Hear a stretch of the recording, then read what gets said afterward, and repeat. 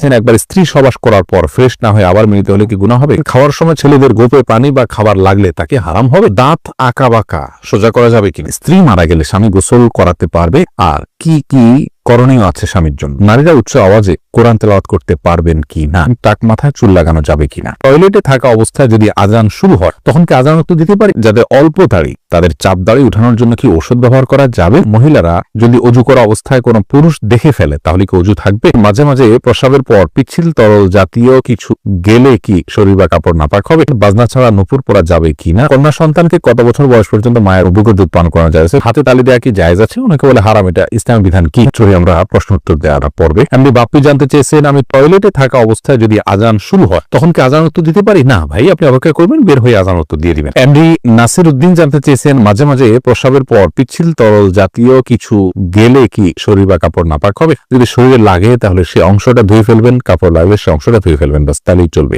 নাপাক হবে যেটুকু লাগবে সেটুকু জায়গা। জহিরুদ্দিন মোহাম্মদ বাবর জানতে চেয়েছেন, হাতে তালি দেওয়া কি জায়েজ আছে? অনেকে বলে হারাম। এটা ইসলামের বিধান কি? হাতে তালি দেওয়া এটাকে হারাম বলার সরাসরি কোনো সুযোগ নেই, তবে অবাক করা কোনো কিছু ভালো কিছু দেখলে মুখে সুবহানাল্লাহ বলা, আশ্চর্য হলে সুবহানাল্লাহ বলা, মাশাআল্লাহ বলা, এটা হলো সুন্নাহ, হাতে তালি নয়। কিন্তু কেউ হাতে তালি দেন তাহলে সেক্ষেত্রে হারাম হয়ে যাবে, এটা মোটেও সঠিক নয়। আফরিন সুলতান জান্নাত আপনি জানতে চেয়েছেন, বাজনা ছাড়া নুপুর পরা যাবে কিনা? জীবন আপনি নুপুর পড়তে পারেন যদি সেটাতে বাজনা না থাকে এবং বাহিরে আপনি যখন পড়ে যাবেন সেটা আপনার পায়ে থাকতে পারে, কোনো অসুবিধা নেই। সাহাবায়ে কেরামের মধ্যে থেকে অনেকেই নুপুর পড়েছেন, অনেক মহিলা সাহাবীরা নুপুর পড়েছেন, এরকমটি হাদিস দ্বারা স্পষ্টভাবে আমরা জানতে পারি। আব্দুল মোমিন জানতে চেয়েছে, মহিলারা যদি অজু করা অবস্থায় কোনো পুরুষ দেখে ফেলে তাহলে কি অজু থাকবে? দেখুন ভাই আব্দুল মোমিন, অজু করা অবস্থায় কোনো পুরুষ দেখলে অজু ভাঙবে এমন নয়, তবে সেটা যদি ইচ্ছাকৃত দেখেন তাহলে গুনাহ হবে, অনিচ্ছাকৃত হলে গুনাহ হবে না, কিন্তু এই দেখার সাথে অজু ভাঙার কোনো সম্পর্ক নেই, অজু থাকবে ইনশাআল্লাহ। এম এস আল মাহমুদ জানতে চাচ্ছেন, কন্যা সন্তানকে কত বছর বয়স পর্যন্ত মায়ের বুকের দুধ পান করানো যায়? কন্যা এবং ছেলে সন্তান সবার জন্য একই বিধান, 2 বছর পান করাবেন। ইমাম আবুহানিফার মতে তার বেশি পান করানো জায়েজ নাই, অন্যান্য ইমামদের অনেকের মতে জায়েজ আছে, যেহেতু কোনো নিষেধাজ্ঞা নেই। যেহেতু আল্লাহ কোরআনে কারিমে হাওলাইনে কামেলাইনি বলেছেন, লিমান ওই আরাদা আন ইউতিম্মা রাদাআহ, যে ব্যক্তি দুধ পান করার সময় পূর্ণাঙ্গতায় পৌঁছাতে পারেন তিনি 2 বছর করাবেন। আল্লাহ তাআলা পরিষ্কার বলেছেন এজন্য 2 বছর করানো জায়েজ আছে। সায়েন্টিফিকলি বিষয়টা প্রমাণিত যে পরে আর মায়ের বুকের দুধে কোনো উপকারিতা বাচ্চার জন্য থাকে না।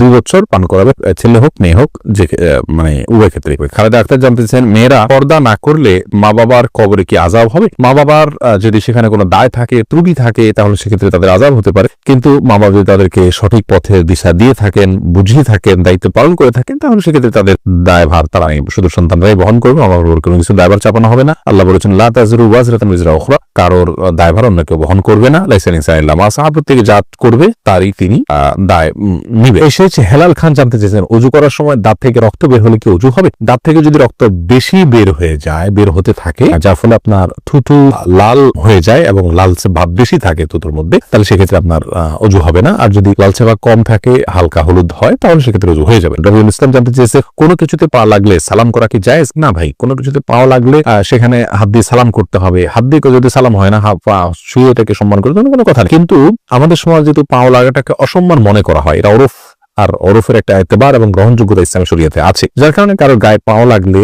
সেটা লাঠি দেওয়ার সাথে কিছুটা সাদৃশ্যপূর্ণ হওয়ার কারণে আমাদের সমাজ এটাকে দোষণীয় মনে করে। এরা কিন্তু দোষণীয় মনে করে না, তারা জন্য পাওয়া লাগলেও এটাকে কিছু মনে করে না। তো আমাদের সমাজে যদি দোষণীয় মনে করা হয়, সেহেতু যার কাছে যার গায়ে পাওয়া লেগেছে তাকে যদি আপনি একটু টাচ করে আপনি আসলে পাওয়া লাগাতে চান, হাত লাগাতে চেয়েছেন অথবা অশ্রদ্ধা করতে চান, এটা বোঝাতে চান, তাহলে সেটা ঠিক আছে, এটাতে দোষের কিছু নাই। তবে এ মানে এই নয় যে তাকে আপনি সালাম দিবেন। এমডি আব্দুল্লাহ জানতে চেয়েছেন, নারীরা উচ্চ আওয়াজে কোরআন তেলাওয়াত করতে পারবেন কি না? ভাই আব্দুল্লাহ, নারীরা উচ্চ আওয়াজে কোরআন তেলাওয়াত করতে পারবেন, তবে সেটি পরপুরুষের কণ্ঠ পর্যন্ত কান পর্যন্ত যেন না পৌঁছে সে ব্যাপারে চেষ্টা করতে হবে।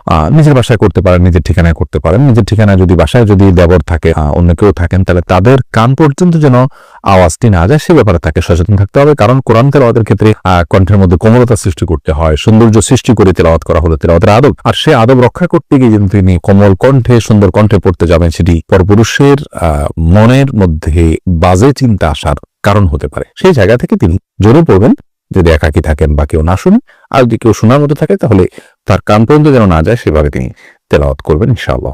ফাহিম আপনি জানতে চেয়েছেন, স্ত্রী মারা গেলে স্বামী গোসল করাতে পারবে? আর কি কি করণীয় আছে স্বামীর জন্য? দেখুন, স্ত্রী মারা গেলে স্বামী গোসল দিতে পারবেন কি না, এই বিষয়টি ওলামায়ে কেরাম এবং ইমামগণের মধ্যে মত পার্থক্য আছে। ইমাম আবু হানিফা রাহিমাহুল্লাহর মত হলো যে স্ত্রী মারা গেলে স্বামী তাকে গোসল দিতে পারবেন না। তার কারণ হলো তিনি মনে করেন মৃত্যুর সঙ্গে সঙ্গে বৈবাহিক সম্পর্কটা আর থাকে না, ছিন্ন হয়ে যায়, যার কারণে তারা মাহরামের মতো হয়ে যান। এখানে অন্য কোনো মেয়েরা গোসল দিবেন।